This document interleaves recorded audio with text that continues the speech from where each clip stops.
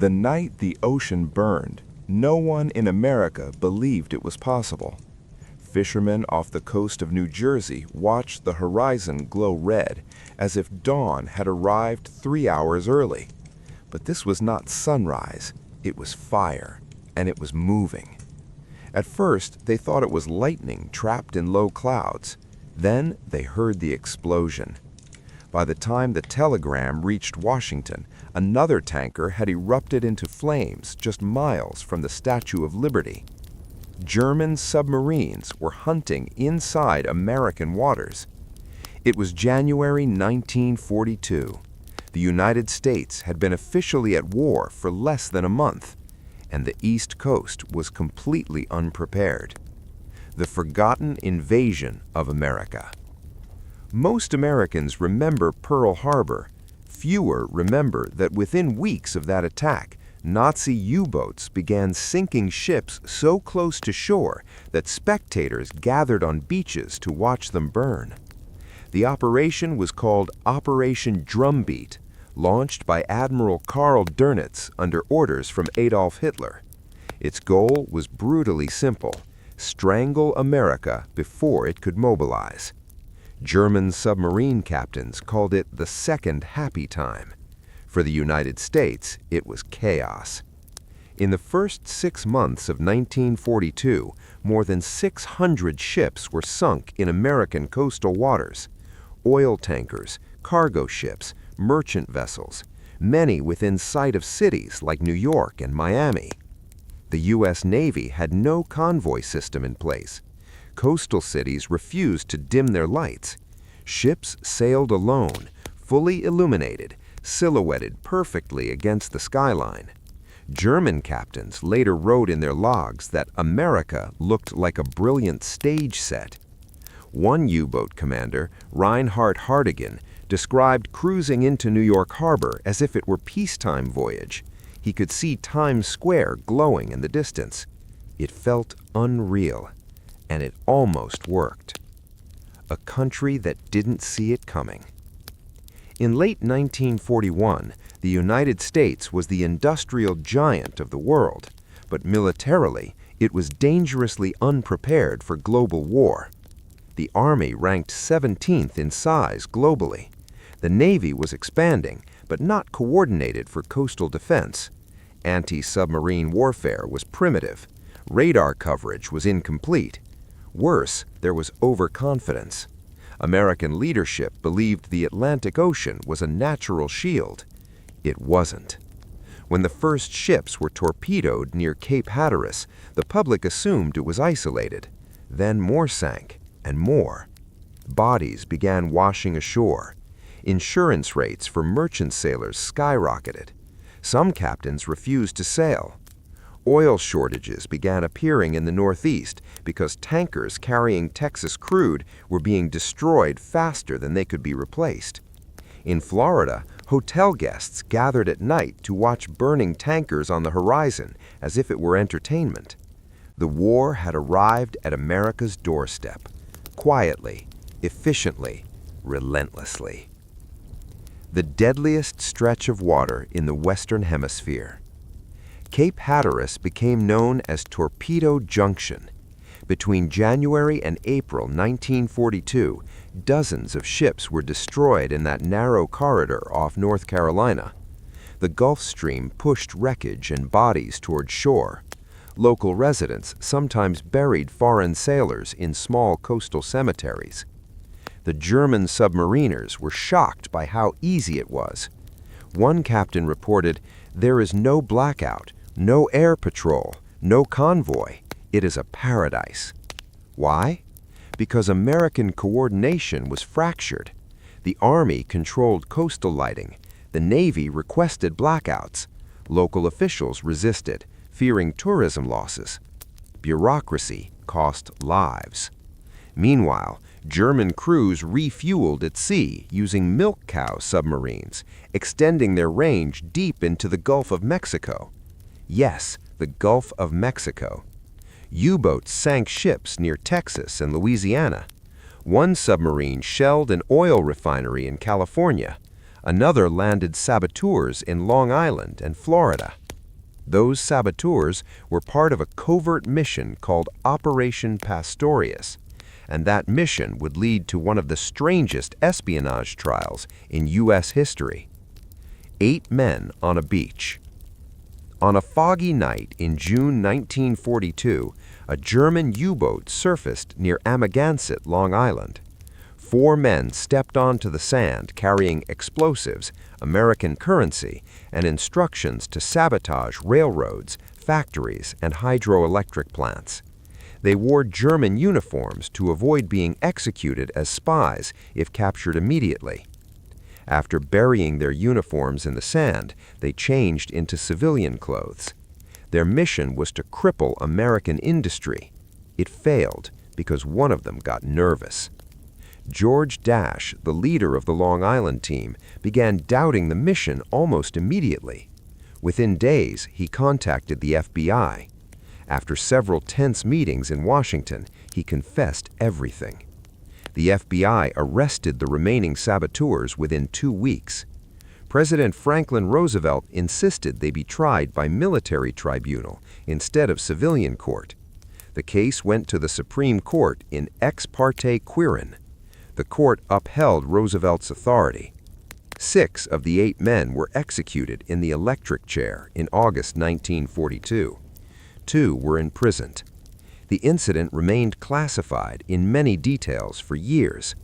America had nearly suffered industrial sabotage on its own soil, and most citizens never knew how close it came. Turning the tide. By mid-1942, the U.S. Navy adapted. Convoy systems were finally implemented along the East Coast. Coastal blackouts were enforced. Air patrols increased. Ship production accelerated at an astonishing pace. The United States would eventually build more than 2,700 Liberty ships during the war. At peak production, one could be completed in under 5 days. American industry became unstoppable. German U-boat losses began rising sharply by late 1943 due to improved sonar, radar, escort carriers, and code-breaking efforts at Bletchley Park. The second happy time ended, but for 6 terrifying months, Nazi U-boats operated with near impunity in American waters. It was the only time in modern history that enemy warships conducted sustained attacks directly along the continental United States coastline, and it almost changed the outcome of the war. What history forgot. The burning ships off Atlantic beaches did not become a central chapter in American memory. There were no dramatic victory speeches tied to Torpedo Junction, no iconic photographs like Iwo Jima. But merchant mariners died by the thousands. Their casualty rate was higher proportionally than most branches of the armed forces. For decades, they received little recognition. Only in 1988 were surviving merchant mariner veterans granted official veteran status. The ocean had burned. The invasion had happened, and America adapted just in time. The strangest attack on the continental United States did not come from a submarine. It drifted in on the wind. No engine, no pilot, no warning. And for months, the American government told the public nothing. In the winter of 1944, something unusual began appearing in the skies over the Pacific Northwest. Ranchers in Oregon found scraps of paper and silk tangled in trees. Loggers discovered strange metal rings in the forest. Children stumbled upon wires and sandbags in open fields. At first, it seemed like debris from some distant accident. Then, a bomb went off. The silent weapons from Japan. After the tide of war turned against Japan in 1943, its military leadership searched desperately for a way to strike the American mainland. Direct naval assault was impossible. Long-range bombing missions were unrealistic. But Japanese meteorologists had discovered something remarkable years earlier. High above the Pacific Ocean, at around 30,000 feet, a powerful current of air flows eastward at tremendous speed. Today, we call it the jet stream. In the early 1940s, it was poorly understood in the West. Japanese scientists realized something bold. If they launched hydrogen balloons carrying incendiary bombs into that current, the wind itself could carry them to North America. No pilots required, no submarines needed, just wind. The project was approved. It was called the Fugo campaign. Between November 1944 and April 1945, Japan launched more than 9,000 bomb-carrying balloons toward the United States. Most Americans never heard about it. How the balloons worked. The Fugo balloons were engineering feats built under wartime scarcity. They were about 33 feet in diameter, made from hundreds of sheets of handmade mulberry paper glued together with plant paste. Many were assembled by Japanese schoolgirls working in large halls, unaware of the full mission. Each balloon carried incendiary bombs designed to start forest fires, occasionally anti-personnel bombs, a sophisticated ballast system that automatically released sandbags to maintain altitude during temperature changes, a self-destruct mechanism to destroy evidence. The idea was simple. If enough balloons made it across the Pacific, they would ignite massive forest fires in the American West, draining resources and causing panic. And some of them made it. The government silence. In December 1944, American radar began tracking strange objects over the West Coast. Reports trickled in from California, Oregon, Washington, Montana, even as far inland as Michigan. Farmers found balloon wreckage in their fields. Pilots reported sightings. In some cases, small fires erupted in remote forest areas. The U.S. government quickly realized what was happening, but instead of issuing public warnings, officials chose secrecy. The Office of Censorship asked newspapers and radio stations not to report any balloon incidents. The strategy was deliberate. If Japan believed the balloons were failing, they might abandon the program. And it worked. Japanese intelligence had no reliable feedback from North America. When no major fire reports surfaced in U.S. media, commanders assumed the mission had failed. What they did not know was that American news outlets were intentionally silent. For months, strange bombs floated across American skies, and the public remained unaware. The only fatal attack on the U.S. mainland. On May 5, 1945, in the forests near Bly, Oregon, a Sunday school group set out on a picnic. Reverend Archie Mitchell had parked his car along a remote road, while his wife, Elsie, and 5 children walked ahead. The children found something in the woods. It looked like a large balloon tangled in the brush. When Elsie approached to examine it, the device detonated. She and all 5 children were killed instantly. They were the only civilians killed by enemy action on the continental United States during World War II. The news was finally released to the public, partly because the tragedy could not be concealed. But even then, the full scope of the balloon campaign remained classified for years. A weapon that nearly worked. Ironically, the Fugo strategy might have caused catastrophic fires if launched earlier. The winter of 1944 and early 1945 were unusually wet across much of the Pacific Northwest. Forests were damp, fire spread was limited. Had the balloons arrived during peak summer drought conditions, the outcome could have been different. More than 300 balloons were confirmed to have reached North America. Some traveled over 5,000 miles. One balloon even knocked out power lines supplying electricity to part of the Hanford Engineer Works in Washington state. Hanford was producing plutonium for the Manhattan Project. The outage was brief. Backup systems restored power quickly. But for a moment, a paper balloon built by school children in Japan disrupted a facility that was building the atomic bomb. History often turns on fragile threads. Panic that never happened. The Fugo campaign reveals something remarkable about American wartime psychology. There was no mass hysteria, no widespread fear, because most Americans never knew. The government's censorship effort stands as one of the most effective information suppression campaigns in U.S. history. Editors cooperated, radio broadcasters complied, local authorities quietly disposed of balloon remnants. Japanese military planners eventually terminated the project in April 1945, convinced it had failed. They never realized how close some devices came to critical infrastructure. They never knew about Bly, Oregon. A pattern of overlooked attacks. By 1945, a quiet pattern had emerged. Submarines sinking ships off New York, saboteurs landing on Long Island, balloon bombs drifting into Montana, oil fields shelled in California, espionage networks uncovered in major cities. World War II did not remain overseas. It brushed American soil repeatedly, and yet the dominant national memory focuses on distant battlefields, Normandy, Iwo Jima, Midway. The mainland attacks feel almost fictional, but they happened. And there was another moment during the war when Americans believed enemy aircraft were flying over Los Angeles. The sky lit up.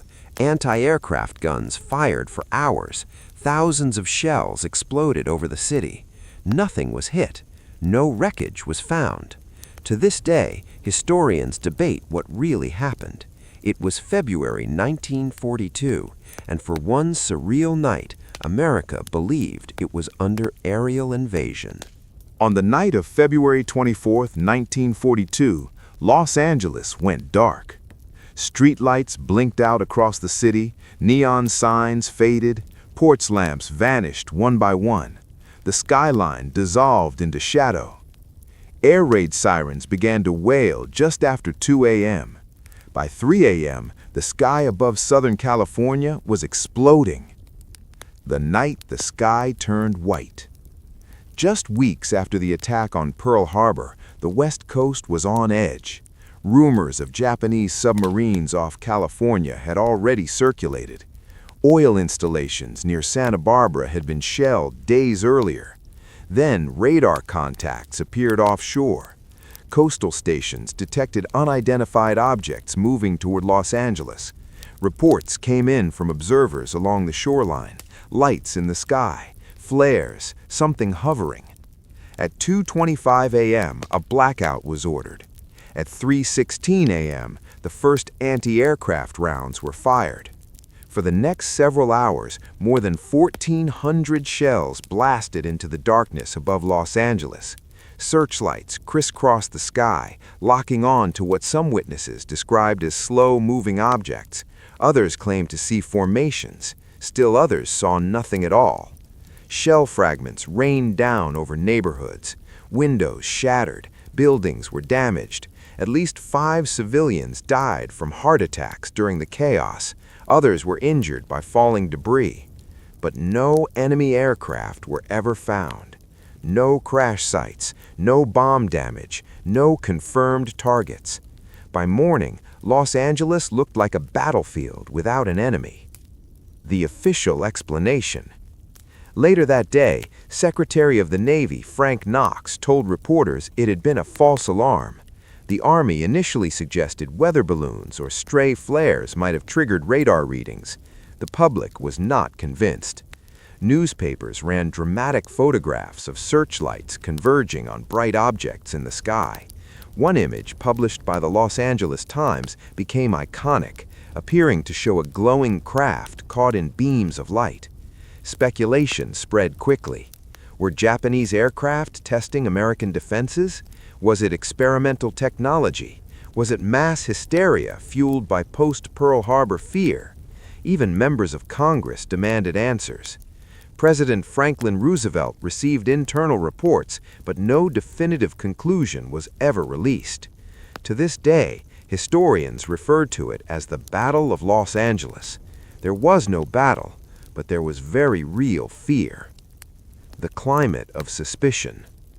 The incident did not happen in isolation. In February 1942, the United States was still reeling from shock. Intelligence was fragmented. Military communication systems were immature. Radar was new and imperfect. but fear was widespread. That same month, Roosevelt signed Economic Order 9066. More than 110,000 Japanese Americans, most of them U.S. citizens, were forcibly relocated to internment camps. The decision was driven by military pressure and public panic. Officials cited security concerns, though later investigations found no credible evidence of widespread sabotage by Japanese Americans. The Battle of Los Angeles became part of that atmosphere. When people believe invasion is imminent, ambiguous lights in the sky can become enemy fleets. Radar, weather, or something else. Modern historians and military analysts generally believe the incident was likely caused by stray weather balloons, floating flares, or possibly meteorological devices. Some radar readings may have been false echoes caused by temperature inversions over the ocean. Anti-aircraft crews primed for attack fired at shadows and reflections. Once the guns began, the noise and flashes reinforced the perception of a threat. Psychologists later described it as a feedback loop of fear. But there's an important detail often overlooked. Military documents declassified decades later show that coastal radar contacts were detected before any shells were fired. Something had appeared on screens. Whether that something was natural, mechanical, or simply misinterpreted remains unclear. No wreckage was ever recovered. A pattern of defensive panic. The Battle of Los Angeles was not unique. Throughout early 1942, multiple false invasion scares erupted along the West Coast. In San Francisco, blackout drills were frequent. Civil defense wardens patrolled neighborhoods enforcing light restrictions. Coastal artillery batteries stood ready. America was learning in real time. The country had relied on oceans for protection. Now submarines lurked offshore. Balloon bombs floated overhead. Radar blips suggested approaching aircraft. War felt close. And when war feels close, mistakes multiply. The larger strategic picture. While Americans feared invasion, Japan faced a different reality. Its navy was stretched thin across the Pacific. Its industrial capacity could not match that of the United States. Its long-term strategy relied on quick, decisive victories that would force negotiation. But what American shipyards were already accelerating production. In places like Richmond, California, and Mobile, Alabama, Liberty ships rolled out at record speed. The U.S. industrial base, once mobilized, dwarfed its enemies. What Japan could not know in February 1942 was that within 3 years, American bombers would be flying over Tokyo in massive formations. And yet, in those early months, the possibility of West Coast invasion did not feel absurd. It felt possible. Fear as a weapon. The submarine attacks in the Atlantic, the balloon bombs drifting inland, the shelling of oil facilities, the radar blips over Los Angeles. Individually, none of these actions crippled the United States, but together they created psychological pressure. Military historians now argue that fear itself became a strategic factor. Japan and Germany hoped to stretch American defenses, force resource allocation, and erode public confidence. Instead, something else happened. The attacks hardened resolve. Ship production increased, radar networks expanded, anti-submarine warfare improved dramatically, intelligence agencies became more coordinated. Mistakes in 1942 became lessons by 1943. The war America almost fought at home. There were contingency plans. U.S. military planners drafted defensive strategies for potential landings in California and the Pacific Northwest. Civilian militias trained. Bridges were prepared for demolition if necessary. None of it was ever used, but the planning reveals how real the threat felt. Even the Manhattan Project, the most secret program of the war, included defensive protocols against sabotage and air attack. In fact, in 1945, Japanese balloon bombs briefly disrupted power lines feeding plutonium production facilities in Washington state. The connection between drifting paper balloons and atomic weapons seems almost absurd, yet it happened. History often hinges on strange intersections. The memory that faded. Ask most Americans today about enemy attacks on the mainland during World War II, and the list is short. Pearl Harbor, perhaps mention of submarine shelling. Few recall balloon bombs. Fewer remember the Battle of Los Angeles. Almost no one knows how vulnerable the Atlantic coast was in early 1942. These events do not fit the clean narrative of distant battlefields and decisive victories.